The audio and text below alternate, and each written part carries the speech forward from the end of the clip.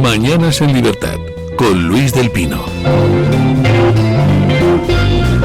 Bueno, 8:42 minutos, 7:42 en las Islas Canarias. Me avisa don Isaac Blasco que hay calles de Madrid que por algún motivo que desconozco están cortadas y por tanto llegará un poquito tarde. Pero quien no ha llegado tarde es don Pablo Montesinos. ¿Qué tal está usted? Qué recuerdos, ¿eh? Jolín, ¿hace cuánto que no coincidíamos en una tertulia? Bastante. ¿3 años? ¿3 años? ¿4 años? Un poquito más, un poquito más, porque sí, por lo menos 5 o 6. 5 o 6, Sí, qué barbaridad. Pero yo estaba por la mañana en tus programas para darte la última hora de las noticias, sí, que hace ya un tiempo.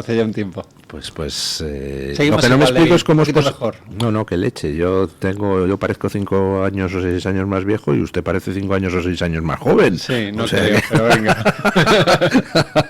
Bueno, don Pablo Montesinos está dirigiendo un periódico o codirigiendo un periódico nuevo que ha salido que se llama Artículo 14, ¿no? Sí, la verdad es que no. Pues haga un poco de propaganda, hombre. No, nos va razonablemente bien. Yo me ocupo del área de política y cumplimos el mes de enero ya con 1.200.000 lectores, que no llevamos ni el año. Está bastante bien, así que estamos contentos. Además hay un buen equipo detrás y haciéndonos hueco. Hoy poníamos mucho el foco, evidentemente, en todo lo que ha sucedido con Vox en Castilla y León, también el golpe de atención de Feijóo ayer en la Junta Directiva, es decir, temas de política de candente actualidad. Y luego, creo que había un reportaje sobre lo que hoy va a Consejo de Ministros, sobre la pugna de Yolanda Díaz con el ala económica por sacarle la reducción de la jornada laboral.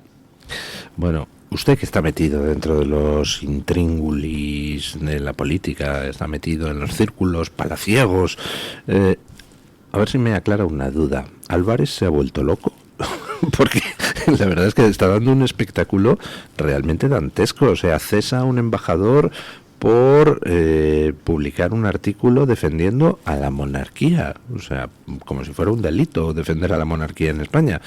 Cesa a otro embajador por reunirse con Ayuso sin informarle previamente, pero ¿por qué le tiene que informar previamente? Ni que fuera una delincuente internacional. Y luego es verdad que hubo una sucesión de sí, pero no, de desmentidos a medias. Ayer es verdad que hubo un trasiego en el Ministerio de Exteriores tremendo.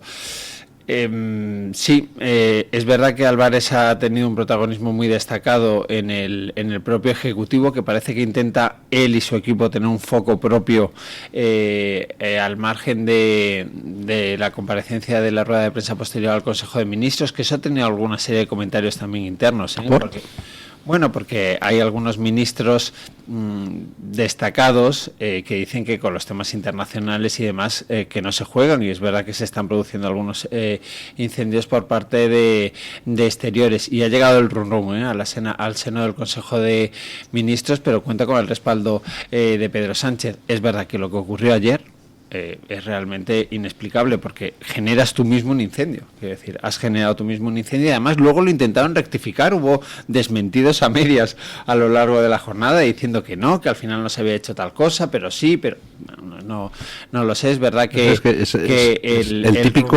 efecto Bárbara Streisand, al Consejo de Ministros.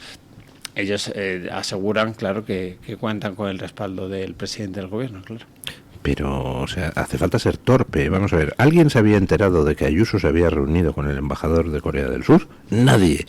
Entonces va él y le cesa, con lo cual ya todos nos hemos enterado de que Ayuso se ha reunido con el embajador de Corea del Sur. Ha generado una crisis allí donde no la había, ¿no? También algunos deducen que es un golpe de autoridad, que también lo es. Pues es lo contrario de un golpe de autoridad. Bueno, sí, pero es un aviso a navegantes al resto del cuerpo diplomático, ¿no?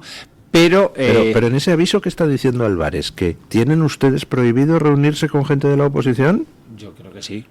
Pero, ¿y a santo de qué? Oiga, esto no es una dictadura bananera. Ya. pero yo veo ahí un golpe de autoridad, un intento de golpe de autoridad, de decir al cuerpo diplomático que con quien se tienen que reunir son solo con los estamentos nacionales, es decir, con el gobierno de España. En todo caso, yo creo que está muy bien traído. Nadie sabía o nadie se había enterado de que Isabel Díaz Ayuso había tenido ese encuentro con ese representante. Ayer se genera un incendio político muy destacado y es verdad que el run ha llegado al seno del Consejo de Ministros. Hay algunos compañeros del gabinete que no lo han entendido muy bien. No puedo dar los nombres, pero hay algún ministro que ayer hacía algún tipo de comentario off the record diciendo que no entendía muy bien qué es lo que estaba pasando en Exteriores.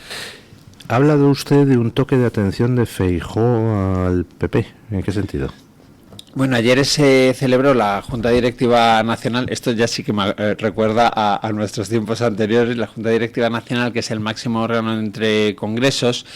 La reunión se producía en un momento delicado para Alberto Núñez Feijóo, después de ese giro, de ese volantazo, como lo queramos llamar, de pasar del no al sí al nuevo decreto ómnibus de Pedro Sánchez. Bueno, pues la Junta Directiva tiene una parte en on, es decir, abierta a los medios de comunicación, luego tiene ruegos y preguntas, y luego Feijóo ha hecho tradicional una comida con los varones territoriales. Es decir, una comida aparte para ya hablar a calzón quitado. El toque de atención de Feijóo a los varones territoriales fue público, porque él dijo: aquí mando yo. Vino a decir: aquí mando yo. ¿Y por qué lanzó ese mensaje que todo el mundo interpretó como un golpe de autoridad? Porque veníamos de los últimos días en los que primero algunos varones deslizaron que habían presionado para cambiar el sentido del voto del no al sí. Varones además con mando en plaza, muy destacados. Que Moreno Bonilla. Que están gobernando, te ponen los nombres, es decir, varones territoriales que a los medios nos habían dicho: oye, que esto no puede ir por aquí, tal, no sé cuántos. Hemos trasladado este mensaje a la Dirección Nacional. 2, porque pese a que esto había sido así, a un sector del partido le había descolocado por completo la decisión de Alberto Núñez Feijóo. Primero por lo sorprendente, pasó muy poco tiempo y además se anunció a través de las redes sociales, y segundo porque en muchos se encendió la alerta, se encendió la alarma, creyendo que así se le dejaba un espacio enorme a Vox, a la formación de Santiago Abascal.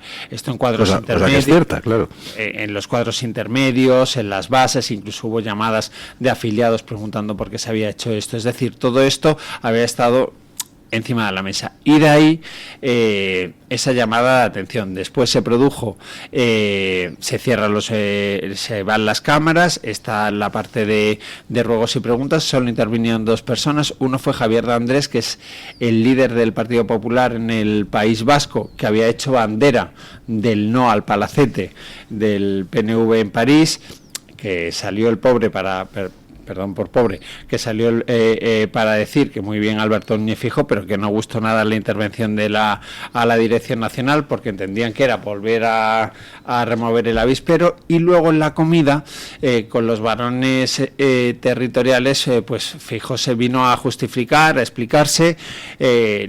Los varones salieron de la comida con la percepción de que el PP necesita salir cuanto antes del bucle, es decir, que la votación del nuevo decreto ómnibus se desarrolle cuanto antes para intentar recuperar la iniciativa política, porque lo reconocen muchos dirigentes del partido, en esta cuestión al final han salido trastocados, porque al final parece como que Pedro Sánchez ha remontado vuelo y al final ha vivido una situación agónica, se ha dejado pelos en la gatera y demás, pero es la percepción que ha quedado, y además ahí está ese temor latente con respecto a Vox, a Santiago Abascal. Por eso algunos maliciaban en el PP ayer con la dimisión de Gallardo, y respiraban, yo no creo que más tranquilos, pero un pelín más tranquilos, porque el foco se desviara un poco.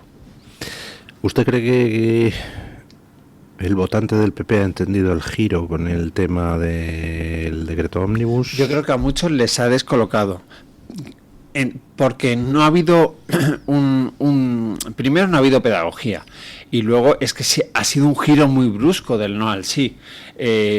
cuando además en el nuevo decreto ómnibus había una de las piezas, uno de los elementos trascendentales, que era el palacete, ¿no? El traspaso del palacete al Partido Nacionalista Vasco. Luego, como se explica a través de las redes sociales, y luego, por ejemplo, decía un presidente autonómico que le había trasladado un ciudadano en la calle, y dice, oiga, usted no me puede decir a mí un lunes que Pedro Sánchez tiene tintes antidemocráticos y que se está cargando el Estado de Derecho y que esto es una barbaridad, y ahora al día siguiente decir que vamos a votar que sí al decreto ómnibus y que todo es fantástico y que sí a las pensiones y tal. Entonces es verdad que reconocen en privado que ha habido un déficit de pedagogía, de explicación, que el giro ha sido muy brusco y es verdad que ha descolocado no solo al votante, que eso estará por testar demoscópicamente. El Génova sugirió que tenían una encuesta, informó que tenían una encuesta interna en el que abrumadoramente su votante apoyaba el no, el primer no al decreto, hasta el 90%, eran datos demoscópicos de una encuesta interna. Con lo cual, pues luego, vamos a hacer lo contrario. Pero luego giran al sí, y es verdad que hay unas encuestas que dicen que bueno que el Partido Popular se ha visto afectado, ¿no?, con esta decisión. No sé, eso se testará. Es decir, el PP está haciendo mucha encuesta interna y además me consta que también compañeros de otros medios de comunicación están haciendo elaboración de encuestas, por lo cual lo vamos a ver si no este fin de semana siguiente. Me interesa conocer su opinión como buen conocedor de las covachuelas políticas. Yo vengo sosteniendo prácticamente en solitario que las elecciones son inminentes. Vamos, que va a haber disolución de las Cortes. Es más, yo creo que Sánchez lo va a hacer después de las elecciones alemanas. A mí todo me huele a elecciones últimamente, pero puedo estar confundiendo los deseos con la realidad. ¿Cuáles son las sensaciones de la gente que está en la pomada? Usted que sabe de esas cosas. A ver, a mí me cuesta creer, pero es verdad que este run no eres el único, ¿eh? Yo lo he escuchado en otras partes. El otro día publicamos en el artículo 14, que a mí me sorprendió mucho, que ya se están imprimiendo las papeletas electorales. Salió en el BOE, vamos, las papeletas todavía no, porque no están las candidaturas, sí, pero ya los sobres, sí, exacto, que la maquinaria electoral se ha adelantado. Decía en el Ministerio del Interior que no había nada extraordinario, pero si tú te vas con procesos electorales de otros tiempos, nunca se ha hecho con tanta antelación, y todo eso, bueno, pues se estaba acelerando. Es verdad que eso ha despertado las alertas a más de uno. Acogiéndome a palabras del propio Feijóo en una conversación informal, Sánchez decía Feijóo que Sánchez ha perdido el control de la agenda política y judicial. Yo ahora diría eso es verdad. Sánchez parece estar reaccionando de una manera espasmódica a los acontecimientos. Bueno, de la judicial sí, de la política yo ya no sé si ha perdido el control con esto último que ha pasado del decreto ómnibus. Por lo menos recupera un poco de fuelle, ¿no? La semana pasada iba dando eses, bueno, pues ya la semana pasada enderezó un poco. Vamos a ver cuánto le dura, ¿no? Judicialmente es verdad que no tiene el control de la situación, menos mal, al menos de momento, ¿no? Por lo menos con lo que respecta a una parte de la judicatura. Yo, a mi juicio, el presidente del gobierno hará lo que más le convenga en el momento preciso. Es decir, si él ve una carambola por la cual puede seguir en el poder y atar los apoyos parlamentarios y dar el salto y pues adelantará las elecciones. Ellos tienen un problema, y es que Sumar está barrido, hundido. En términos, bueno, tú sabes más de Demoscopia, ¿no? Pero en privado ellos te dicen el PSOE aguanta, el Partido Socialista, dentro de que las encuestas dicen eso, que aguantas. El PSOE resiste y resiste bien, pero es que no tiene nada al lado con lo que sujetarse y necesita. De hecho, hubo un movimiento la semana pasada muy llamativo, a mi juicio, y es que con lo mal que se llevan, Yolanda Díaz ya trasladó a Podemos, al menos públicamente, no sé si los contactos se han producido o no, que hay que pensar en unificar, porque es que si no, claro, se presenta Sánchez, aguanta, resiste, pero si no tiene apoyos, que decir, no es lo mismo 7 escaños que le puede dar Junts en un apoyo parlamentario Que 31 que le da a sumar, ¿no? Y que Entonces, ya no bueno, se los va a dar, claro. Que el presidente del gobierno hará cálculos a todas horas permanentemente y que va a hacer lo que más le convenga en el momento en el que le convenga, yo creo que eso entonces nadie podríamos lo da por descartado. Yo había escuchado esta tesis, a mí me cuesta creer que en este escenario a Pedro Sánchez le venga bien el adelanto electoral. ¿Por qué? Bueno, pues porque convocar a las urnas conlleva sus riesgos y porque a mí me da la percepción de que al Partido Popular lo que más le cuesta en términos políticos es el tiempo. El votante del PP y con ello el aparato y la dirección nacional vive, yo creo que ahí lo controla mejor Santiago Abascal, vive en una situación de exasperación permanente, de ansiedad de que lleguen las urnas, porque la gente está como que necesita ese adelanto electoral porque entienden que lo que ocurrió en las últimas elecciones pues no debió ocurrir y todavía no han entendido muy bien lo que ha pasado, ¿no? Ante esa realidad lo que tiene Pedro Sánchez es, oye, echar millas y vamos a ver qué es lo que ocurre, ¿no? Bueno, pues hacemos una pausa publicitaria y continuamos con la tertulia. El Toro TV también es Radio Libertad. Escápate de Madrid. Ven al restaurante El Torreón en la cima del Monte del Pardo. Las mejores carnes y pescados desde 40 euros, vino incluido. Carne picaña brasileña y lomo de buey auténticos. Disfruta de su famosa paella con langosta y de grandes vinos y licores en sus amplísimos salones climatizados y terrazas. Cocina abierta de 11 de la mañana a 1 de la noche. Parque infantil, gran parking. Restaurante El Torreón. Naturaleza a 10 minutos de Madrid. Reservas en restauranteeltorreón.com. El DHA Omega 3 es clave en el funcionamiento normal del cerebro, la visión y el corazón. Si te preocupa el deterioro asociado a la edad, debes tomar DHA. El DHA de Mederi Nutrición tiene certificación IFOS, máximo estándar de pureza y calidad. Busca DHA Pure NPD1 o visita ahora mederinutrición.com. ¿Está harto de que le hagan esperar al teléfono? ¿De que no le expliquen las ventajas de la contratación en sus seguros? Ahora puede contar con Incos. Le damos un trato personalizado y le ofrecemos un ahorro en sus seguros. Así que no espere más y llame a Incos al 91 032 69 47. Escápate de Madrid. Ven al restaurante El Torreón en la cima del Monte del Pardo. Las mejores carnes y pescados desde 40 euros, vino incluido. Carne picaña brasileña y lomo de buey auténticos. Disfruta de su famosa paella con langosta y de grandes vinos y licores en sus amplísimos salones climatizados y terrazas. Cocina abierta de 11 de la mañana a 1 de la noche. Parque infantil, gran parking. Restaurante El Torreón. Naturaleza a 10 minutos de Madrid. Reservas en restauranteeltorreón.com. Luis del Pino, Alba Vila, Javier Horcajo y José Javier Esparza son Radio Libertad.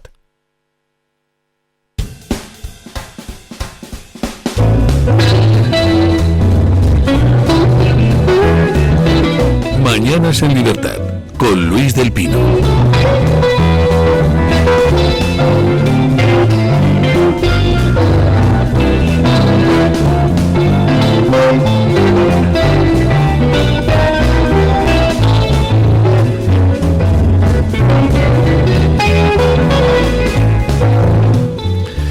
Bueno, estamos a la espera de, bueno, ya sabemos qué es lo que ha pasado con don Isaac Blasco, que ya está a punto de venir de un momento a otro. Es que ha habido un socavón en nuevos ministerios en Madrid. Se ha hundido el suelo. O sea, vamos, mejor simbolismo de que tenemos a un gobierno en estos momentos hundido no lo van a encontrar ustedes. Se ha hundido el suelo en nuevos ministerios y el atasco es monumental. Bueno, don Isaac Blasco llegará de un momento a otro y nuestro invitado de Hispanic Council pues también esperamos que llegue de un momento. Hay que venir andando, Luis. ¿Verdad? Hay que venir andando. O venir por otro sitio. Es lo que he hecho yo y es verdad que he visto un despliegue de policía, de todos los accesos atascados que la verdad es que resultaba llamativo. Hay que venir andando, hay que decírselo a los colaboradores. Bueno, tenemos con nosotros a don Andrés Laguna del Hispanic Council. Ayer comentaba con algunos seguidores tuiteros que en los próximos meses pues muchas chorradas internas de España simplemente es que no van a tener ni eco mediático, porque la catarata de datos que están llegando desde Estados Unidos está arrasando con todo. Es que no hemos terminado de dar una noticia sobre cómo Trump ha puesto aranceles a México, cuando ya esa noticia ha quedado tapada por el acuerdo que México ha logrado arrancarle in extremis a Trump para aplazar los aranceles, que queda opacado por la noticia de que Trump ha entrado con fumigadora vía Elon Musk en la agencia estadounidense de ayuda al desarrollo, que queda opacado por la noticia de que Trump ha acordado con Nayib Bukele externalizar parte de las prisiones americanas. Vamos, no nos da tiempo casi ni a comentar las cosas, ¿no? Entonces parece política doméstica. Todo lo que pasa en Estados Unidos parece política doméstica. Vamos a tener un control. Sí, realmente es espectacular, porque es que se está produciendo una revolución de carácter ideológico y de largo alcance. O sea, vamos a ver cómo va todo esto. Y dentro de ese panorama, pues cobra especial relevancia el tema de ¿y con España qué va a pasar, no?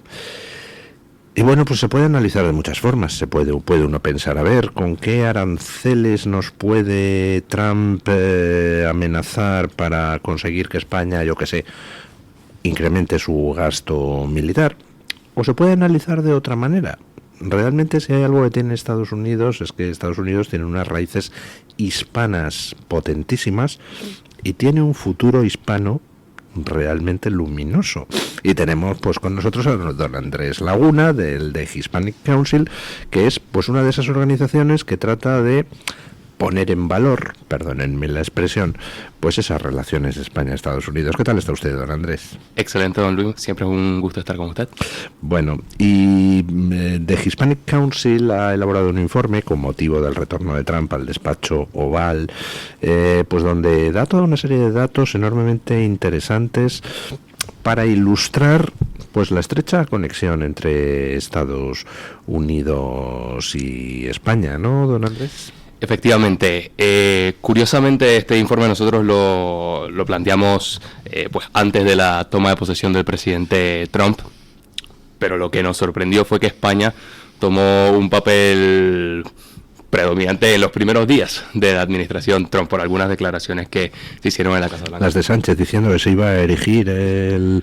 Bueno, entre las del presidente Sánchez y las del presidente Trump también. Que dijo que estábamos en los BRICS. Efectivamente, sí. Efectivamente, pero bueno, nosotros vemos esto precisamente como una oportunidad, teniendo a España en el foco pues de reivindicar ese papel que tuvo nuestro país en Estados Unidos desde hace más de 500 años, y creemos que esto es especialmente importante este año, que empieza la conmemoración del 250 aniversario de la Declaración de Independencia de Estados Unidos, que será el 4 de julio de 2026, pero ya el presidente Trump anunció durante toda la campaña que pues estaría montando una gran celebración, y España tiene que jugar ahí un papel importante, porque también hay otros grupos de interés de otros países como Francia, por ejemplo, que también tuvieron una participación en la Revolución Americana, pero España, sus contribuciones... Pues desde nuestro punto de vista, Bernardo de Galvez. Bernardo de Galvez ha sido uno. Ese es el más famoso y el más reconocido en Estados Unidos.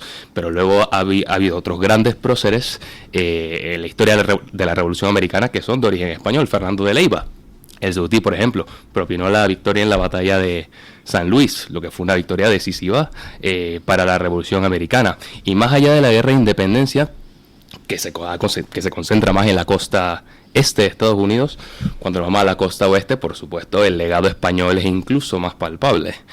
Fray Junípero Serra y las misiones, Felipe de Neve y la Fundación de Los Ángeles, en fin. Es importante que España esté presente y ponga en valor todo su pasado, pero también el futuro. Estamos hablando de que Estados Unidos es un país...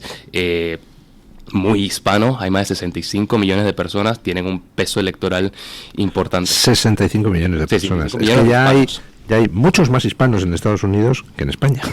Efectivamente. Insisto.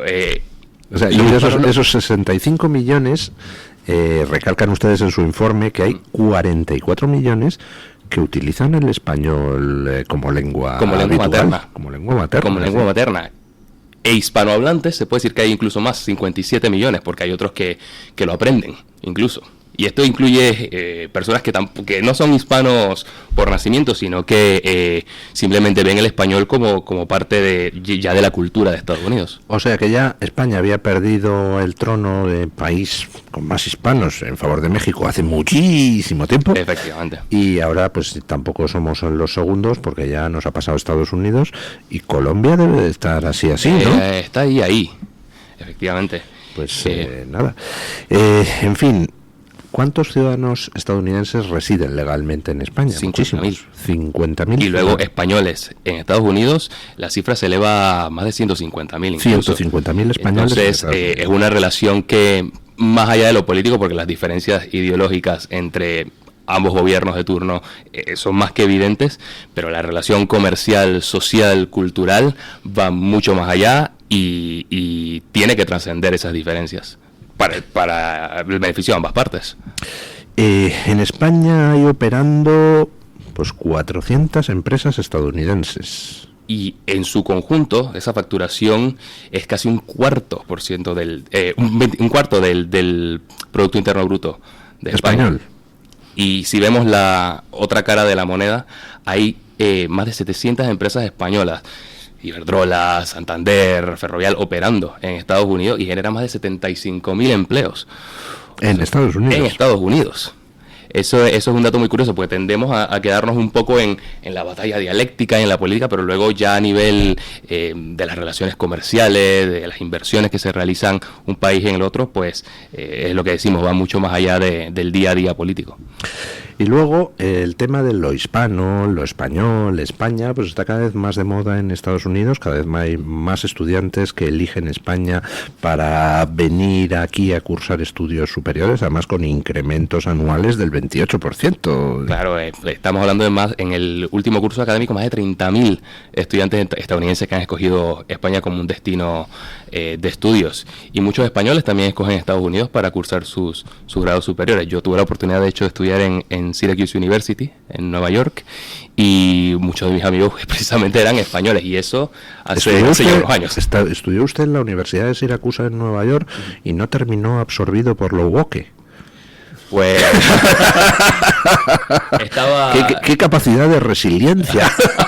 Pues estaba muy omnipresente, no lo voy a negar, pero sí admiré que se daban esos espacios donde de verdad se podía debatir, o al menos yo los encontraba, que no sé si estaban tan presentes. Bueno, y España es, por supuesto, una de las potencias turísticas del mundo. Somos el tercer país del mundo después de Estados Unidos y de Francia, o de Francia y Estados Unidos, en número anual de turistas, a pesar de los intentos del actual gobierno por cargarse también el sector turístico.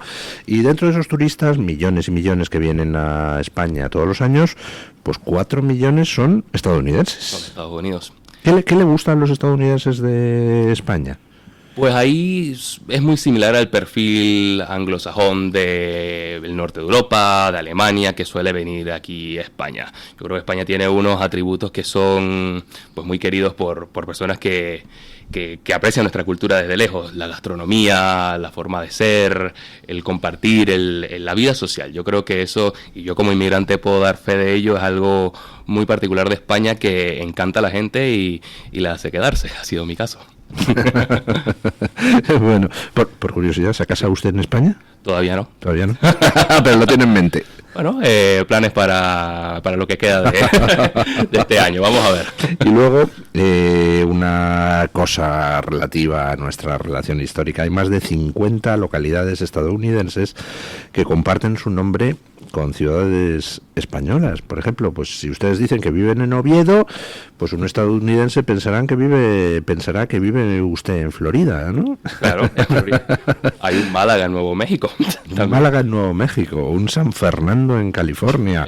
Hay un Madrid que me acuerdo que salía, no sé si era en Ohio o en dónde, pero hay un Madrid que salía en una serie de un sheriff local estadounidense. Hay un Toledo, hay de todo. Toledo en Ohio, precisamente. Y luego a mí una de las cosas que más me llamó la atención es que hay pueblos, al menos una docena de pueblos en Estados Unidos, que conservan tradicionalmente la ñ dentro de su nombre, como El Cañón, como Doña Rosita, etcétera, y que en cierta ocasión el censo americano intentó eliminar la ñ del nombre de esos pueblos y hubo una rebelión popular diciendo que la ñ formaba parte de su signo, de su seña de identidad, y que no dejaban que les quitaran esa ñ, ¿no? Es que la cultura hispana es parte de la cultura de Estados Unidos, y eso es algo que nosotros nos hemos dado cuenta, el establishment político reconoce cada vez más. Bueno, pues don Andrés, muchísimas gracias. ¿Cómo pueden encontrar nuestros oyentes este informe? Pues pueden verlo en thehispaniccouncil.org o pueden seguirnos en nuestras redes sociales. thehispaniccouncil.org. Bueno, vamos a continuar hablando de Estados Unidos, pero vamos a entrar en la batalla política. Entonces, a usted, pues, si quiere, queda eximido de la discusión política, o si se quiere quedar, pues puede... Un rato me quedo, si me dejas. Vale. Y ya tenemos por fin... ha sobrevivido al hundimiento del gobierno, se ha hundido nuevos ministerios, ha habido un socavón ahí, y don Isaac Blasco ha salido indemne, pero eso sí, muy atascado. ¿Qué tal está usted, don Isaac? Buenos días, don Luis. Pues un caos, esta zona de Madrid, porque venía yo tan confiado por María de Molina y cuando he llegado a Castellano me he encontrado el infierno. Pero bueno, en peores plazas hemos toreado, ¿verdad? Y torearemos, sí. Y torearemos, así que nada. Bueno, estábamos hablando de Estados Unidos, de la relación tan estrecha que hay entre España y Estados Unidos, que es una relación que debería ir a más, fundamentalmente porque al final Estados Unidos terminará siendo hispano, o sea, la demografía manda y cada vez los hispanos son más, y Estados Unidos, si quiere ser el líder del continente, pues no va a tener más remedio que abrirse más que menos a lo que es toda la inmigración legal del sur del continente. Por tanto, la hispanización de Estados Unidos es un proceso pues prácticamente imparable, y vamos, tampoco hay que empeñarse ni nada, simplemente hay que poner en valor en las relaciones entre dos países que tradicionalmente han tenido mucha relación y que se pueden beneficiar mutuamente de forma enorme.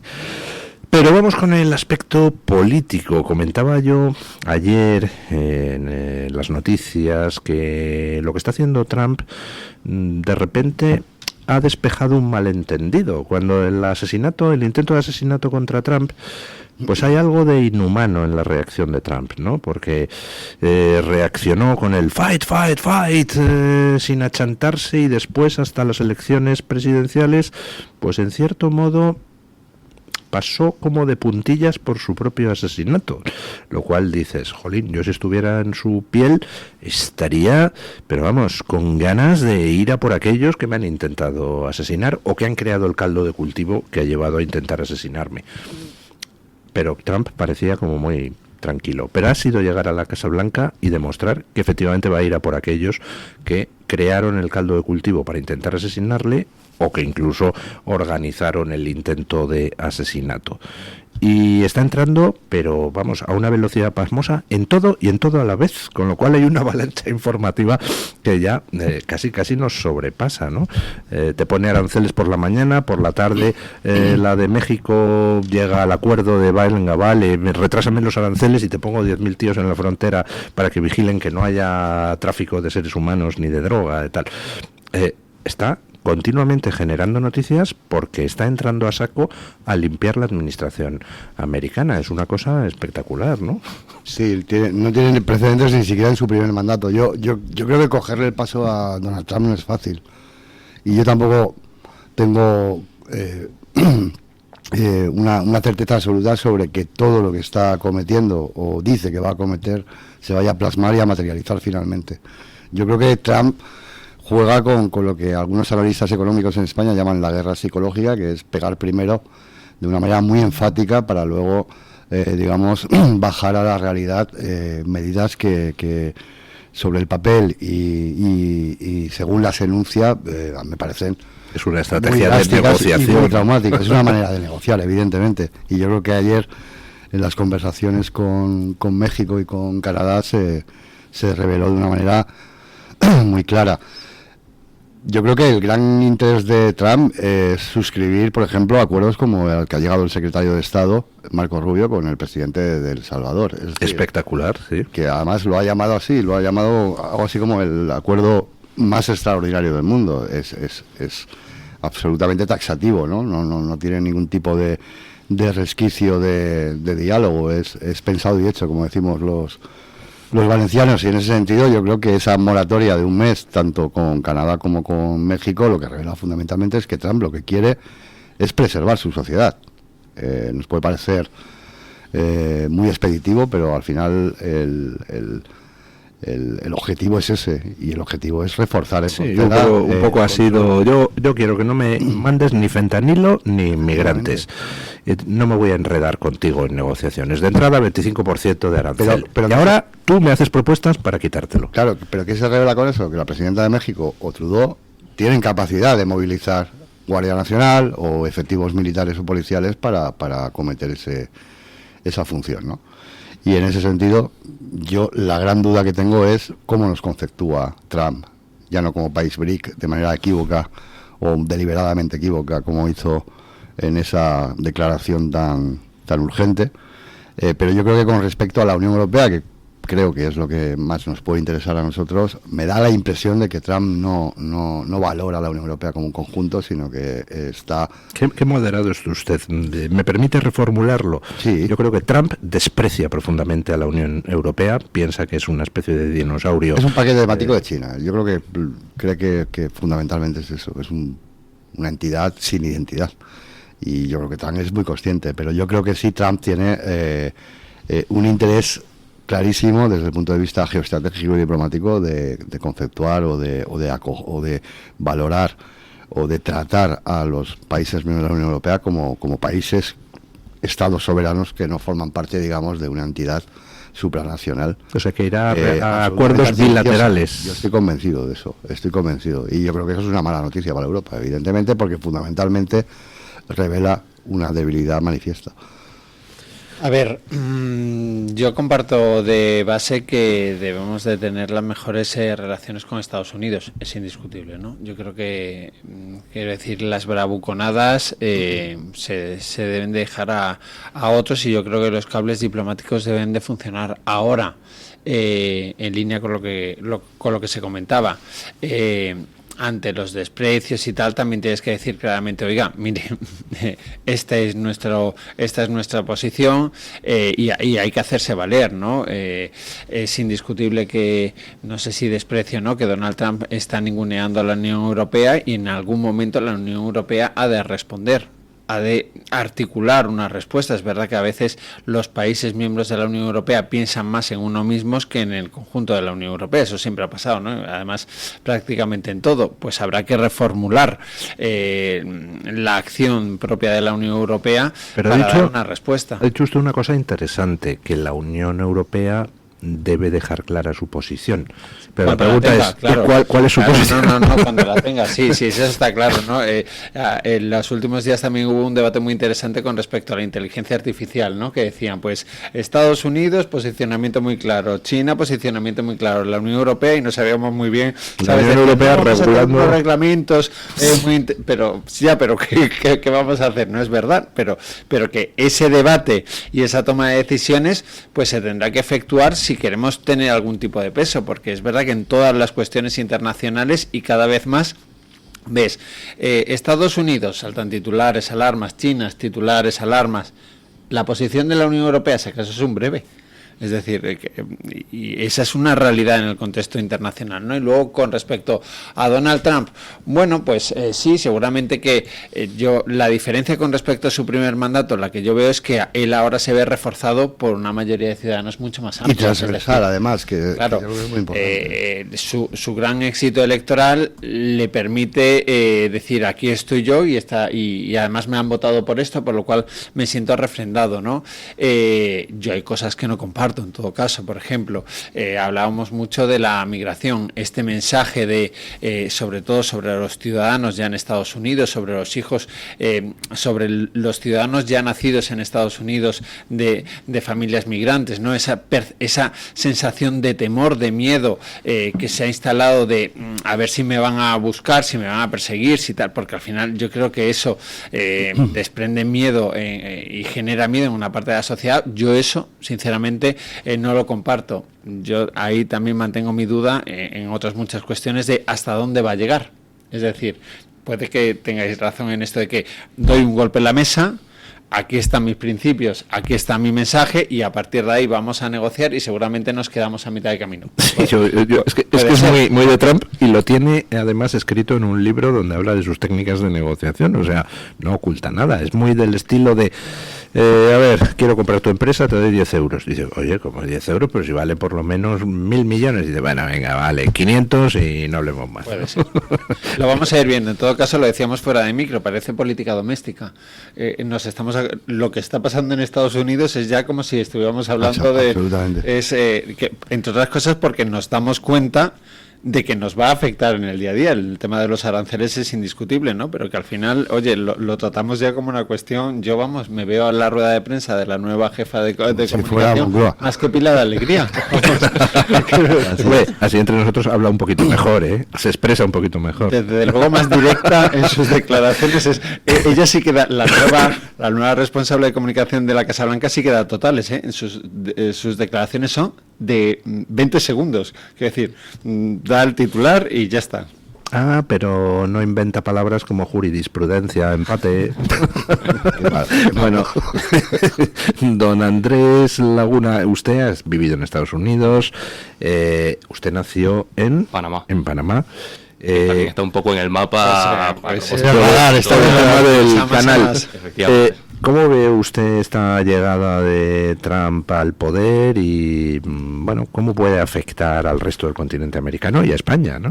Bueno, efectivamente creo que tiene que ver justamente con ese estilo de negociación que utiliza el presidente Trump. Lo que en teoría de relaciones internacionales llaman brinksmanship o brinksmanship. Es un concepto que una traducción más o menos correcta es negociar al borde del abismo. O sea, nos vamos casi que a los extremos para poder conseguir puntos intermedios.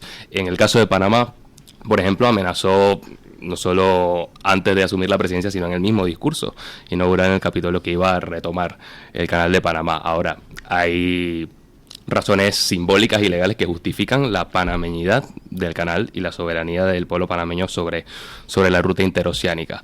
Hay un tratado de neutralidad, que aparte garantiza el paso de naves y buques de todas las naciones, incluyendo China, incluyendo Estados Unidos, incluyendo Rusia, porque el canal es una ruta comercial, no es un activo militar como tal, y por tanto lo que vimos esta semana fue que el secretario de Estado Rubio estuvo justamente en Panamá y luego se llegaron a una serie de acuerdos preliminares que de hecho no tocaron el tema de la posesión del canal de Panamá, porque en esos círculos más técnicos, si se quiere, está sobreentendido que el canal es panameño, pero sí luego se están hablando de establecer pues nuevos puntos de control migratorio conjunto en el tapón del Darién, por ejemplo, para controlar los ingresos, porque recordemos que el problema migratorio continental, que es, si acaso, el principal asunto de interés para Estados Unidos en el América. Problema fundamental era el acuerdo firmado entre Panamá y China para adherirse Panamá a la iniciativa de la Ruta de la Seda de China, que es una iniciativa siniestra de control geoestratégico de todos los puertos, aeropuertos, rutas comerciales, etcétera, y China ya estaba maniobrando en 2 de los puertos contiguos al canal, ¿no? Sí, pero es importante aclarar que también la concesión original de uno de esos puertos del canal, de hecho, se hizo cuando Estados Unidos todavía controlaba el canal, en el año 96, porque la reversión total fue en el año 99. Sin embargo, el presidente Mulino anunció hace tan solo unos días, el domingo, que Panamá iba a abandonar el acuerdo firmado en 2017, que lo incluía como parte de la Franja y la Ruta, o la Ruta de la Seda, como se llama esta iniciativa. Así que Estados Unidos, en ese sentido, está logrando imponer o avanzar su agenda en la región, y al fin y al cabo creo que Panamá y Estados Unidos, igual que España, deben tener una relación productiva y siempre dentro del marco de respeto, porque así debe ser entre socios y aliados. Bueno, pues vamos a ver cómo evolucionan las cosas. Desde luego, lo que está claro es que en Estados Unidos hay un señor en la Casa Blanca que tiene muy claro qué quiere hacer, que nos podrá parecer bien, nos podrá parecer mal o nos podrá parecer medio pensionista, pero el caso es que sabe lo que quiere hacer y actúa, y además actúa con toda la determinación y eficacia. Y aquí el problema es que en la Unión Europea en estos momentos estamos en un carajal donde yo creo que todavía no se han enterado los que mandan en la Unión Europea de que las cosas han cambiado. Por ejemplo, todo el tema de las políticas decrecentistas, lo de hacer la energía cada vez más cara, para que todo sea cada vez más ineficiente, para que los costes sean cada vez mayores, para que se arruine hasta la industria del automóvil alemana. O sea, que se dice pronto. Dices, oiga, esto no puede ser. O están trabajando los de la Unión Europea para China, o no se explica, o son tontos de baba, vamos. Hasta que no nos demos cuenta en Europa de que, en fin, no podemos estar aquí haciendo el canelo y tomemos una decisión importante. ¿Qué queremos ser? ¿Parte del imperio americano o queremos ser un actor ahí en medio entre Estados Unidos, China, Rusia? Esa decisión fundamental, pues yo creo que nadie sabe en Europa qué narices quiere hacer, ¿no?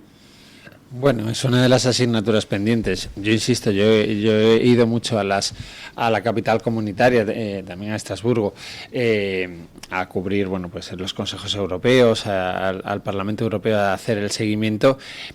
Y al final, claro, es que es un conjunto de naciones y todo el mundo piensa en qué es qué hay de lo mío, ¿no? Tú vas a la rueda de prensa del mandatario francés, al del alemán, al español, y al final las cuestiones domésticas influyen mucho más que las comunitarias. Tal vez haya que reforzar más las instituciones comunitarias o dotarlas de más poder, o que la voz, bueno, ya, bueno, pues habrá que abrir entonces ese debate. Quiero decir, o que la voz, cuando la voz del primer ministro francés o del máximo representante francés vale más que la de la jefa de la Cancillería comunitaria, o tiene más influencias, o tiene más titulares, o se nota más, entonces está quedando cristalino que el peso de la Unión Europea es muy poco. Es decir, por lo cual habrá que ver, se refuerza en el sentido de, oiga, esta es la posición de la Unión Europea y todos van detrás,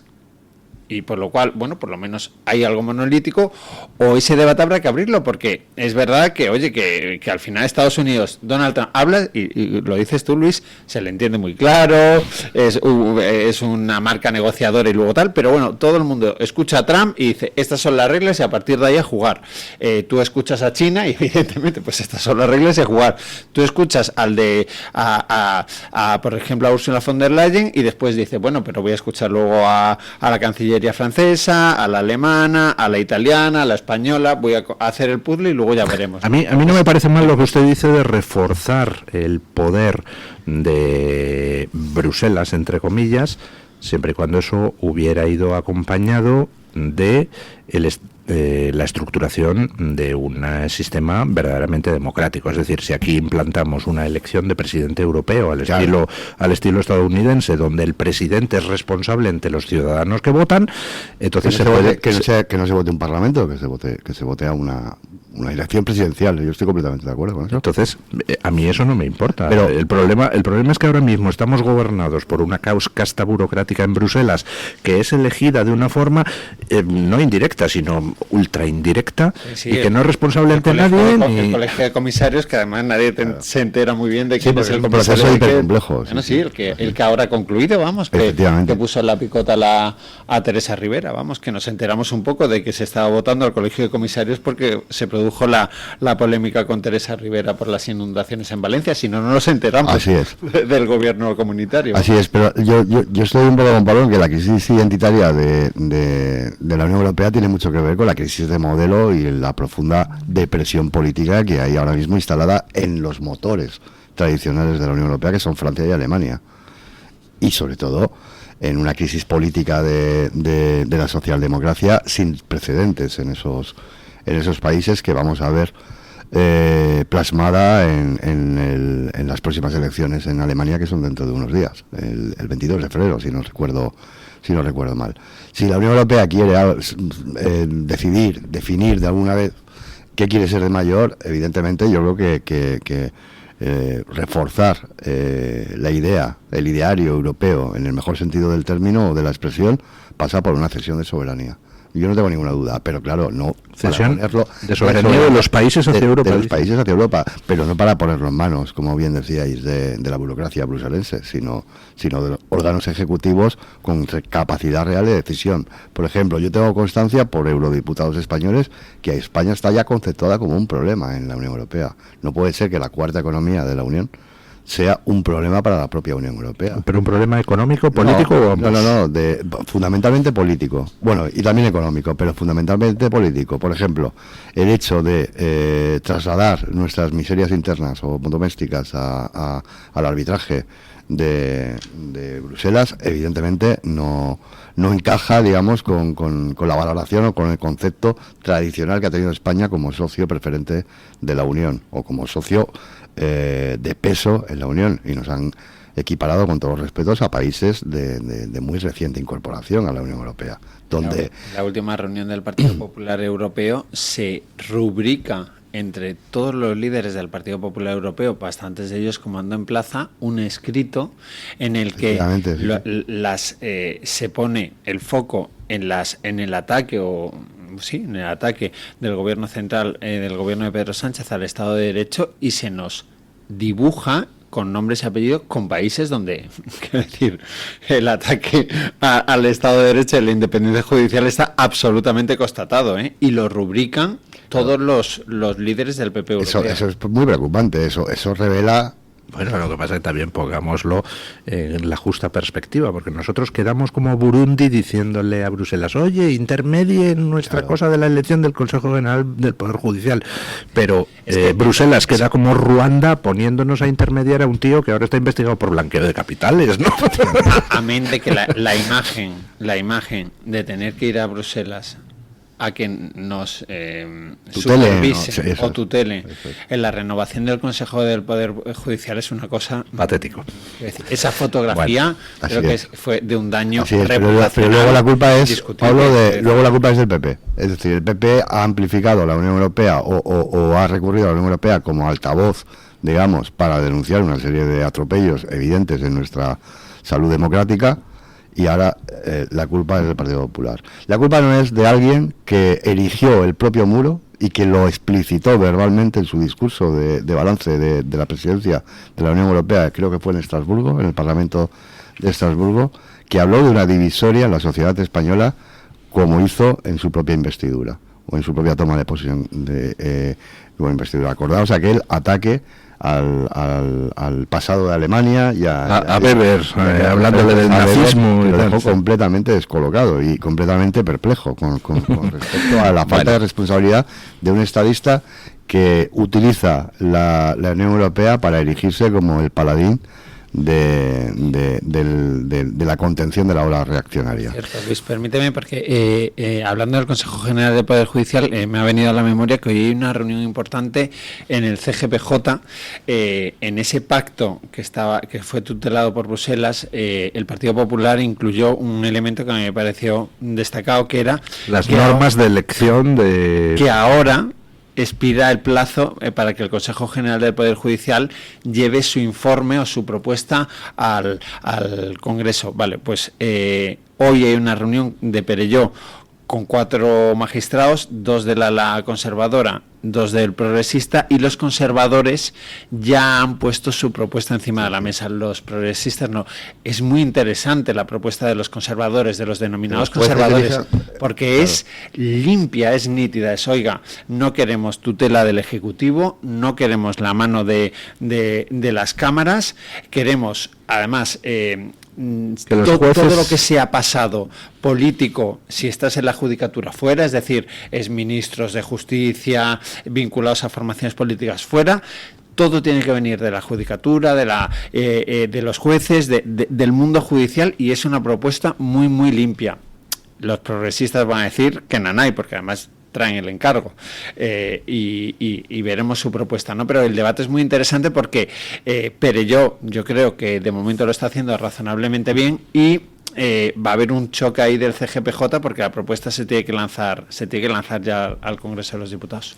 Bueno, don Andrés, le despedimos. Muchísimas gracias por haber estado aquí. Volvemos a invitar a los oyentes a entrar en thehispaniccouncil.org y ahí tienen todos los informes que saca esta meritoria organización. Y nada, pues ya sabe usted que estos micrófonos los tiene a su disposición para lo que quiera. Muchas gracias, don Luis. Hacemos una pausa publicitaria y rematamos la tertulia. El Toro TV también es Radio Libertad. Escápate de Madrid. Ven al restaurante El Torreón en la cima del Monte del Pardo. Las mejores carnes y pescados desde 40 euros, vino incluido. Carne picaña brasileña y lomo de buey auténticos. Disfruta de su famosa paella con langosta y de grandes vinos y licores en sus amplísimos salones climatizados y terrazas. Cocina abierta de 11 de la mañana a 1 de la noche. Parque infantil, gran parking. Restaurante El Torreón. Naturaleza a 10 minutos de Madrid. Reservas en restauranteeltorreón.com. Luis del Pino, Alba Vila, Javier Horcajo y José Javier Esparza son Radio Libertad. Acompaña a Santiago Abascal el próximo domingo 9 de febrero. Acude al encuentro con el presidente de Vox a las 13:30 horas en el restaurante Finca Buenavista, en El Palmar. Por España, nuestra gente y nuestro futuro. Información y reservas en el 669-995005 o 670761224. No faltéis.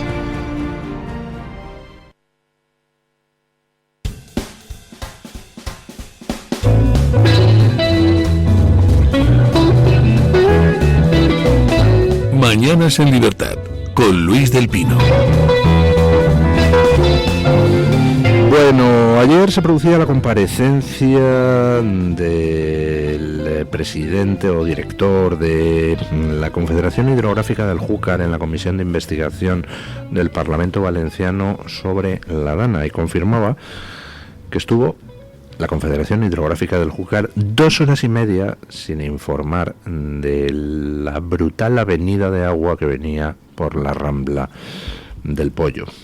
Eso ayer. Antes de ayer sabíamos, porque así lo publicaba, caramba, no recuerdo en estos momentos cuál era el medio de comunicación, perdónenme. No ABC, sé si, ayer. ABC, lo de que lo del 4 días, sí, 4 días retrasó el ministro Marlaska el envío de los efectivos de la Guardia Civil especializados en rescate, a pesar de que los propios mandos le decían, oiga, que estamos aquí, envíenos.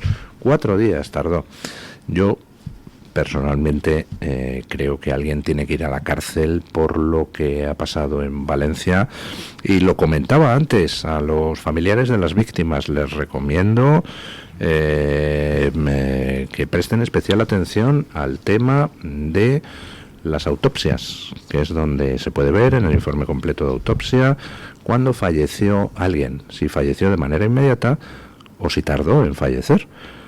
Porque la pregunta que nos hacemos muchos es ¿cuánta gente murió porque se retrasó la ayuda 3 días? ¿No?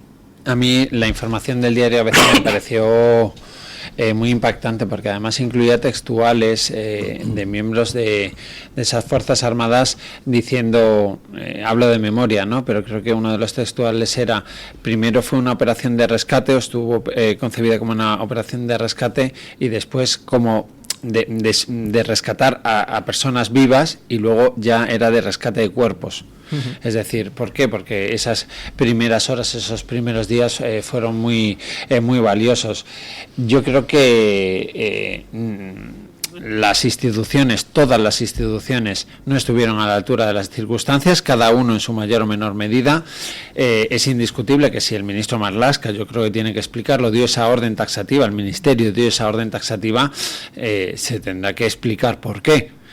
porque al final todo nos lleva a lo mismo, ¿no? ¿Qué pasa? Que el gobierno de España es gobierno de España solo en unas partes del territorio nacional. Si ve que algo está pasando que es tremendo, que es una catástrofe absoluta, no puede intervenir si no pide un 155, entre comillas, la comunidad autónoma. Es que al final, cuando yo entiendo que haya muchas personas, y yo reivindico el sistema, reivindico las administraciones, creo que tienen muchas, que hay muchas cosas que se hacen mal, pero creo que estamos en un estado de derecho.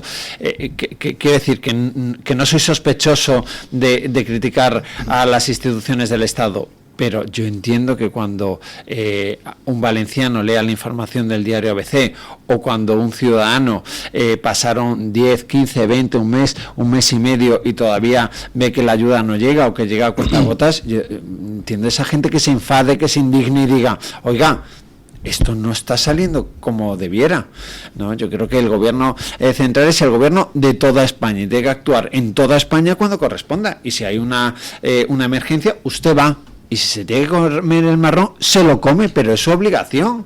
Es decir, es el gobierno de todos. Y esto es compatible con decir que el gobierno de la Generalitat Valenciana seguramente no estuvo a la altura de las circunstancias en muchos momentos de la respuesta de la crisis, y no supo ver lo que le venía encima, y el presidente autonómico Carlos Mazón debió de tomar las riendas de la situación muchísimo antes, y eso le va a perseguir en toda la legislatura, y ya veremos qué es lo que pasa, si es candidato, si no es candidato, eso ya se verá, ¿no? Pero esto es compatible con decir que el gobierno central, cuando tú ves lo que está ocurriendo, eso de 4 días, hombre, no tiene un pase. Yo entiendo que la gente se indigne con este tipo de cosas, la verdad.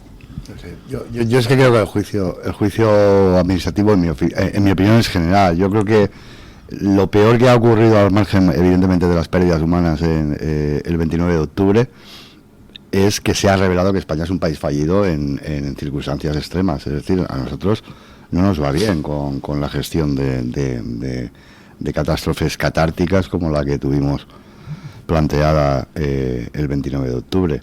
Yo creo que la Generalitat Valenciana pecó de soberbia y probablemente de incuria en la persona del presidente de la Generalitat, pero el gobierno central pecó de algo que yo creo que es peor, de tacticismo político, porque hay que recordar que la propia noche del 29 de octubre hubo con Pedro Sánchez en viaje oficial a la India, hubo una reunión de urgencia presidida por la vicepresidenta primera del gobierno, que acabó en nada, y había razones objetivas para decretar la emergencia nacional. Había razones objetivas. Hombre, lo explicó muy bien Felipe González. Dice, en mi época hubo una riada monstruosa en Bilbao y en 24 horas di la orden de que estuvieran allí los efectivos militares y no necesitas que el presidente autonómico te diga nada, usted está ahí, ya le informa, oiga, que estoy yendo para allá. Fíjate, yo tenía, ¿cuánto tenía yo? 8 o 9 años.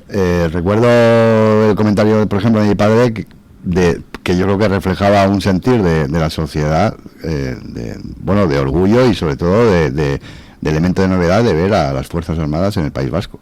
Pero claro, era por una cuestión absolutamente no solo justificada, sino necesaria. Y yo recuerdo a la ciudadanía vasca en aquel momento agradeciendo la labor del ejército. En 48 horas, efectivamente, no en una semana. Hay que recordar que en las zonas afectadas por la Dana hubo municipios tan abandonados que los primeros que entraron fueron voluntarios extranjeros. Sí, señor. Es así. Cadáveres flotando en las plazas durante 3 días. Eso no es propio de un país desarrollado, no es propio de un Estado democrático y no es propio de una clase política responsable y que tiene como objetivo primordial servir a los ciudadanos. Es otra cosa. Y los valencianos lo saben y lo harán pagar. Lo que no es de recibo tampoco es que este fin de semana hayamos alternado los informativos públicos de Televisión Española con Isabel Díaz Ayuso, prima de Goebbels, prácticamente, prima hermana, y manifestaciones multitudinarias en Valencia pidiendo la dimisión de Mazón. Eso no es de recibo. No es serio que este país tenga la desgracia de que sus dirigentes políticos, aparte de manipular propagandísticamente de una manera burda, nos tomen por tontos. Bueno, yo creo que nos toman por tontos, pero están muy equivocados, y las encuestas lo que reflejan es que al PSOE no le está yendo bien en Valencia y le va a ir peor. Y además en Valencia se ha dado una curiosa circunstancia, que es que Compromís, que es un partido que estaba bastante noqueado por todos los escándalos de la corrupción de menores y todo aquello, de repente en esto, pues por astucia o por convicción, pero se han comportado correctamente. Se ausentaron del Congreso junto con PP y Vox el día en que el infame de Sánchez y sus infames adláteres se dedicaban a aprobar la toma de control de Radio Televisión Española, mientras empezaban a llegar ya las cifras de muertos. Compromís no estuvo en ese aquelarre, sí, Compromís se largó, y Compromís está ahora en el tema de la comisión de investigación de la DANA en el Parlamento valenciano. Era que el PSOE, perdón, ya ha descartado de plano que Pedro Sánchez acuda. Vamos. El PSOE ha descartado, pero Compromís no. Es que no, pero el PSOE ni lo contempla, vamos. Ya se ha publicado hoy, vamos. Que ni lo contempla. Es decir, que el PSOE no cree tampoco en o sea, pero si le citan, ¿se va a negar a acudir? Bueno, vamos a ver. Vamos a ver. No quedaría excesivamente bien si no aparece en el Parlamento valenciano, vamos. Yo creo que hay que hacer muchos méritos para quedar bien o dejar de quedar mal en Valencia. Pero ahí habría que ver el reglamento, ¿no? Tú en el Congreso de los Diputados no te puedes ausentar. No, lo que puedes es no declarar. Claro, las comisiones de investigación, por ejemplo, en los ayuntamientos, yo creo que sí puedes declinar, es decir, no es de obligada asistencia. En el Congreso de los Diputados, si te citan a declarar, tú tienes que acudir. Ha pasado el expresidente del Gobierno, Mariano Rajoy, quiero decir, cuando se abre una comisión de investigación hay que acudir. Y en los parlamentos autonómicos, por ejemplo, en el de la Comunidad de Madrid pasó la mujer del presidente del Gobierno, Begoña Gómez, obligatoriamente, aunque luego tú sigues allí ya tu estrategia, ¿no? Como si fueras a cualquier otro sitio, por lo cual yo no estoy seguro, tendría que ver el reglamento, si la Cámara, las Cortes Valencianas llaman al jefe del Ejecutivo, si él puede no presentarse, y ahí el voto del Partido Socialista, bueno, si el Partido Popular, Vox y Compromís dicen que vaya, ahí está la mayoría hecha.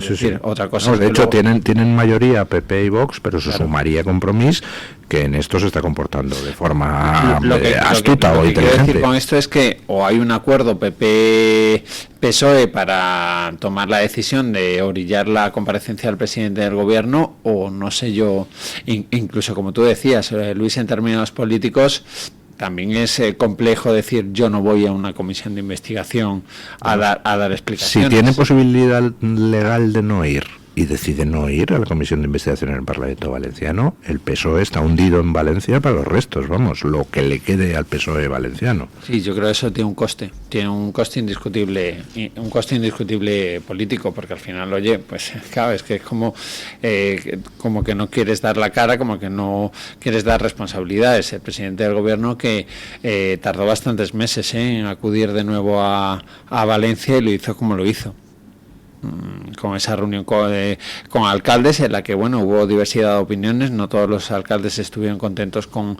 el encuentro, luego con el encuentro con las Fuerzas Armadas, que me parece muy bien, pero ahí están las informaciones sobre cómo están nuestros soldados en Valencia ayudando, cómo están todas las... Cierto, ha habido un brote de sarna entre los soldados destacados allí, ¿no? Lo ha desmentido Defensa, pero claro que iba a hacer Defensa en todo caso, ¿no? Pero lo que está claro es que las instalaciones no deben de estar como debieran de estar. Con brote de sarna sí o no, que es verdad que Defensa lo desmentió, pero las cosas no deben de estar como debieran de estar. Pero lo que no ha hecho el presidente del Gobierno es pisar la calle. Decía Moncloa, no, es que ayuda mucho más en una reunión, aportando. Digo, sí, eso es verdad. Ahora, si el presidente del Gobierno hubiera tenido la más mínima seguridad de que si va a la calle todo sale bien, el presidente pisa la calle. El presidente no pisa la calle. No vas a la reunión. Es decir, que está muy bien, el argumento está fenomenal, pero si hubiera tenido la más mínima seguridad de que si da un paseo por la calle 2, 3, 4, 5 personas se le acercan a saludarle simpáticamente, vamos, no hubiera habido discusión en Moncloa, ¿no? Lo que pasa es que ya tenemos un presidente de Gobierno que no puede salir a la calle en ningún sitio de España, vamos, salvo ir a una sede socialista en coche oficial, bajarse allí, encontrarse con 3 del PSOE que le digan Pedro, y volver a subirse al coche oficial. O sea, tenemos un presidente al que que no había pasado con ningún presidente hasta este punto. Es decir, que existe verdaderamente, yo creo, en la gente ira hacia él, en la mayoría de la gente. Sí. Pero bueno, a ver, yo no suscribo eso, evidentemente. No puedo compartir que alguien democráticamente elegido sea objeto de persecución o de bueno, yo he dicho de ira. Bueno, o que sí, pero yo creo que Pedro Sánchez se lo tiene que hacer mirar desde el punto de vista empático. Ya no hablo como dirigente o como estadista, con decisiones que se pueden o no compartir. Yo creo que la displicencia con que muchas veces se conduce en actos públicos, bueno, pues tiene un efecto rebote. Yo no tengo hay una imagen que es que lo resume todo. O sea, Pedro Sánchez, después de Paiporta, dando una rueda de prensa, iniciándola: yo estoy bien. Tío, que han muerto 200 personas. O sea, ¿cómo puedes empezar una rueda de prensa diciendo eso? O sea, falta de tacto, evidentemente, a la gente no le pasa inadvertida. Es que es normal. Yo estoy de acuerdo en que se puede reprochar la acción del gobierno de muchas formas sin que sea compatible con la violencia ni nada por esto. Yo creo que al presidente del gobierno se le deben de reprochar las cosas. Oye, si a ti no te gustan las cosas, se le puede hacer saber al presidente del gobierno, para empezar con el voto, ¿no? Que desde luego, pero siempre con los canales democráticos y de una forma absolutamente cívica. Creo que eso le hace mucho más daño, porque si no le victimiza, quiero decir, si no le victimiza. Tú decías, Pedro Sánchez es el único presidente del gobierno al que le cuesta pisar la calle. Puede que sea verdad. Yo recuerdo que con Mariano Rajoy, después de las grandes crisis, que hubo un momento que dijeron, el presidente del gobierno tiene que pisar la calle, y hubo como una operación en Moncloa de pisar la calle.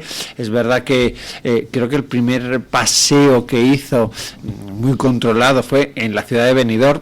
Puede que lo cubriéramos tú y yo, porque fue un fin de semana, y bueno, y a partir de ahí empezaba a pisar la calle, tal. Había alguna gente que la bucheaba, pero al final se normalizó aquello. Y yo creo que es verdad que es uno de los presidentes del gobierno que más le cuesta con naturalidad, pues dar un paseo en cualquier, pues ir a cualquier calle de cualquier ciudad española. Es que es cierto. Además, como el dispositivo que le ponen de seguridad, como el despliegue es tan tremendo. Que por cierto ha modificado, eso lo publicó mi periódico, Voz Populi. Perdón que te haya interrumpido, Pablo. Después de los sucesos de Paiporta y antes de la siguiente visita, con ocasión de reunirse con los alcaldes afectados de los municipios afectados por la Dana, Moncloa ha cambiado la pauta el protocolo de protección del presidente del gobierno, que fundamentalmente pone una cápsula de seguridad de 15 kilómetros. O sea, acortando los tiempos de información sobre el destino o el paradero del presidente del gobierno en un momento determinado, para evitar, digamos, que se organice cualquier tipo de algarada o de protesta en torno a su visita. Eso a mí me haría reflexionar si fuera él. Es decir, si tú tienes que, como bien dices, encapsularte ante tu propia sociedad, evidentemente la sociedad no puede estar equivocada. El que está equivocado es tú. O por lo menos estarás equivocado en algo, rectifica, ¿no? Eso es. Vamos a ver, pero es que el problema es que al final Sánchez está perpetuamente lanzando la imagen de que le da igual pactar con los enemigos de España, aunque se dediquen a insultar a España, a crearnos problemas, a saquearnos. Todo le da igual por su propia supervivencia política. Entonces, claro, al final, ¿qué quiere que la gente piense? ¿Que este es un gobernante más? No es un gobernante más, es un gobernante que no es que sea de izquierda o de derecha, es que se está saltando todas las reglas. Es que lo han colonizado todo: el Tribunal Constitucional, el INE, el CIS, la Fiscalía General del Estado. Le pillan en presuntas corruptelas y ni siquiera tiene la decencia de dar explicaciones. Le pillan a subordinados suyos como el fiscal general del Estado, y ahí sigue atornillado, que parece que se ha pegado al sillón con loctite. Bueno, eso es una falta de respeto continuada al ciudadano, con lo cual, si tú le faltas al respeto al ciudadano, el ciudadano termina faltándote al respeto a ti, termina perdiéndote toda consideración. Y es lo que está sucediendo. Por cierto, ¿qué va a pasar con el fiscal general del Estado? Ustedes que tienen más información que yo. Es que es... A ver, el otro día a mí me pareció muy revelador, porque cuando le preguntaron a Félix Bolaños si había algún tipo de escenario que no fuera el de mantener al fiscal general del Estado, él admitió, el ministro de Justicia, que sí había otros escenarios. ¿Por qué? Porque podemos tener a un fiscal general del Estado en un paso más allá, que es sentado en el banquillo, y en ese contexto hombre, es extraordinariamente complejo mantener a un fiscal general del Estado. Tú decías, lo estamos viendo todo, es verdad, pero creo que eso es incompatible con el reglamento de la Fiscalía General. Quiero decir que no podría ocurrir, por lo cual, si va al banquillo, pues entiendo que se tendrán que tomar alguna serie de decisiones. La dimisión de Gabriela Bravo como vicepresidenta de las Cortes Valencianas y su vuelta a la Fiscalía es quizá porque va a ser la sustituta de García Ortiz. Yo no lo sé, pero que el gobierno ha abierto la puerta a esa posibilidad en ese contexto, a mí me parece que sí. Mi opinión sobre el fiscal general es muy clara. El fiscal general dice que no, que todo es lo que quiso fue desmentir un bulo, que había una mentira y tenía que atajarla. Me parece fenomenal. Pero usted puede defender su posición en los tribunales sin ser fiscal general del Estado, porque vimos ante el Tribunal Supremo una realidad, muy rápido, vimos en el Tribunal Supremo una realidad que es tremenda. García Ortiz no atacó al juez. García Ortiz no atacó a una compañera de la Fiscalía de Madrid, no lo hacía el fiscal general del Estado. Una institución del Estado atacando a otra institución del Estado a sus propios compañeros. Eso, luego cuando un ciudadano de a pie diga, yo cómo me voy a creer al fiscal, a la Fiscalía o a los justicios que están... Si lo dijo la fiscal superior, Almudena Lastra, dijo, se puede defender tu verdad desde una institución ejerciendo como máximo representable de esa, como bien dice Pablo, de esa institución, no como un sujeto particular, sin filtrar datos personales de un ciudadano español. Es decir, esa nota que se hace, se podría haber elaborado de manera inobjetable si no vulneras el derecho de tutela y defensa de un ciudadano. Fíjate qué nota tan bonita podía haber sacado la Fiscalía General del Estado.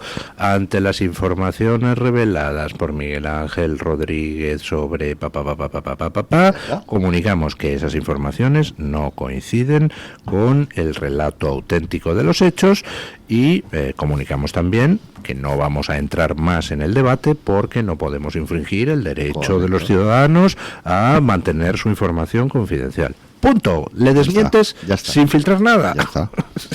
Ya está. En fin. Y con relación, decías, a qué puede pasar con el fiscal general, yo creo que el fiscal general, quiere silenciar a la prensa, cosa que me parece absolutamente... Bueno, ya lo ha dicho el juez. Y el magistrado Ángel Hurtado ha sido muy, muy claro al respecto. Ha venido a recordarle que esto no es Venezuela ni una república bananera, que aquí hay libertad de expresión y que los periodistas tienen todo el derecho que él no iba a entrar a informar sobre su asunto. Y en segundo lugar, yo creo que sí se revela que la estrategia, otra cosa es que le salga de Álvaro García Ortiz, pasa fundamentalmente por buscar la nulidad de la instrucción. Bueno, doña Carmen Carbonell, ¿qué han dicho nuestros oyentes? Pues don Luis, hoy les hacíamos una pregunta relacionada con la vía por la cual escuchan o ven este programa, Mañanas en Libertad. Saben ustedes que nosotros estamos en diferentes medios, en diferentes plataformas, por supuesto en radio convencional en FM, también tenemos una aplicación, una página web, y a través de televisión nos pueden seguir por el Toro Televisión, y el Toro Televisión pues tiene a su vez su correspondiente página web, su correspondiente aplicación, y además hay vías por las que se les ve, como por ejemplo en TDT o en Movistar. También hay una versión digital, y es que este programa se retransmite en streaming a través de YouTube y en algunas ocasiones también a través de X, es streaming en directo, y además en nuestro canal de YouTube ponemos siempre los momentos más destacados, y en iVoox tienen todo el podcast. O sea que vías para escuchar a don Luis del Pino tienen bastantes. La pregunta aquí es ¿cuál es la mayoritaria? Dábamos 3 opciones sobre en qué formato suele escuchar el programa Mañanas en Libertad. La primera, solo audio; la segunda, vídeo en televisión; y la tercera, vídeo en el móvil. De momento en Twitter va ganando con el 75% de los votos la opción de solo audio, y claro, lógicamente en YouTube... ¿Cuánto? El 75% de los votos. O sea, 3 de cada 4 de nuestros oyentes que han participado en la encuesta a través de Twitter escuchan el programa en formato solo audio. O sea, solo 1 de cada 4 usan formato vídeo. Lógicamente en YouTube la gente lo que más ha votado es la parte de vídeo, puesto que precisamente es esa plataforma. En Twitter el vídeo en televisión es el 12% y el vídeo en el móvil el 13%. Ya saben que los resultados de esta encuesta lo pueden ver en Twitter y también en el apartado de comunidad, que ahora se llama publicaciones, en YouTube, y por supuesto en el chat en directo. Y hay algunos comentarios, don Luis, que he recogido, como por ejemplo este en Twitter de Oleay, que dice que en la aplicación que nos sugiere se puede escuchar casi todas las emisoras de España, para aquellas personas que nos han podido descargar específicamente la aplicación de Radio Libertad. La aplicación esta que les dice Oleay se llama Radios Españolas en Directo. Petu Once Again dice que le gusta seguir YouTube en el PC, así que mientras trabaja nos ve las caras a los que estamos en esta mesa. Jorge de Cosme dice que le gusta MyTurner, que es otra aplicación en la que se pueden ver diferentes emisoras. Dice que la tiene marcada ahí como emisora favorita. Y Caosnita dice que escucha el audio porque le da libertad para ir haciendo otras cosas. Por ejemplo, si sale a la calle, se pone los auriculares y pa'lante. Así que ya les decimos que esta era una encuesta en realidad pensada para darle las gracias por los problemas que hemos tenido en estos últimos días en la emisión. Así que les tengo que decir a todos nuestros oyentes que en breve les diremos que quizás haya un premio para alguno de los que nos sigue. Y no puedo decir nada más porque me mata Javi Pastor, pero vamos, que sepan ustedes que estamos preparando una recompensa, don Luis. Y saben ustedes también, queridos contertulios, que Chocolates Matías López patrocina este espacio, el de los oyentes. Todos los días otorgamos el placer de poder comerse una tableta de chocolate como esta que tengo en la mano a alguno de nuestros contertulios. Todas las variedades las pueden encontrar en www.chocolatesmatiaslopez.es y la que traigo hoy en concreto es la de chocolate a la taza, un chocolate puro con un 63% de cacao y además tiene habas de cacao criollo porcelana de Perú. Esto quiere decir que es un chocolate súper exclusivo y que además es muy delicado al paladar. Hay personas que lo pueden tomar directamente desde la tableta, como si fuera un chocolate negro, porque ya ven que tiene el 63% de cacao puro, y hay otras personas que prefieren, por ejemplo, tomarlo a la taza. Para eso, muy fácil, ni siquiera tienen que hervir la leche. Calientan un poquito de leche en un vaso, añaden alguna onza y riquísimo. Que yo tengo. Pues don Pablo Montesinos, yo creo que se va a llevar usted esta tableta por aquello eso de está que... muy bien, me parece muy bien. Don Isaac, el que no llora no mama. No está justificado. Pero vamos a darle el privilegio de la novedad por aquello de que se incorpora a esta mesa de tertulia y porque ha sugerido él quedarse con ella, así que don Pablo le hago entrega. No, como que te la ha pedido. Ha sido así, tal cual. Bueno, muchísimas gracias, doña Carmen Carbonell. Gracias, don Isaac. Gracias sobre todo por no haber cejado en su empeño de llegar aquí a pesar de que se ha hundido el suelo en Madrid. Se lo agradecemos especialmente y sobre todo a la gente que nos está escuchando en el coche, que sepa que en Castellana hay un caos horrible de tráfico debido a ese hundimiento en la plaza de San Juan de la Cruz, que está cortada buena parte de la zona, así que les invitamos a que busquen vías alternativas. Bueno, y muchísimas gracias, don Pablo Montesinos, y encantado de reencontrarme en las ondas. Ha sido un placer el reencuentro. Bueno, y ponemos punto final a la tertulia con don Paco Linares, que hoy nos quiere hablar de esas iniciativas de los políticos contra los españoles. Buenos días, don Paco. Hace poco leí uno de esos consejos que te dan por las redes sociales. Consejos que te pueden matar. Don Luis del Pino, gracias y muy buenos días. Decía ese consejo, en el caso que reciba un aviso o alerta de catástrofe en su móvil, huya de las ventanas y refúgiese en el sótano, en las plantas más bajas, etc. Solo al final decía que esa advertencia venía de Estados Unidos, concretamente del este de Texas y centro de Oklahoma, entre otros lugares. Por los tornados. ¿Se imagina que esas recomendaciones hubieran llegado a Valencia cuando la dana? La catástrofe hubiera sido aún mucho mayor. Habrían fallecido por miles. Y es que lo mismo no vale en según qué lugar y qué circunstancias. Por ejemplo, ahora que España está en bancarrota, Yolanda Díaz y los sindicatos se unen para reducir el horario laboral y aumentar los sueldos, pensiones. ¿Saben qué significa eso? Que los autónomos y pequeñas empresas no podrían aguantar la carga impositiva ni el número de trabajadores. Hablo con conocimiento, un servidor fue pequeño empresario y autónomo. Para poder pedir eso, primero habría que igualar la jubilación de una viuda con la de un diputado o diputada. Eliminar el ingente dinero destinado a sostener a los partidos, aprobado por los mismos políticos que viven de ello. Y que digan las izquierdas rojas o rosadas cuáles son sus privilegios mientras vuelven a la sociedad contra quienes de verdad les sirven con su trabajo y riesgo. Hablando de política social y derechos sociales, Pedro, Yolanda y compañía, ustedes nos toman por tontos. Y lo peor es que a lo mejor lo somos. Mañana, más y mejor. Punto final. El Toro TV también es Radio Libertad.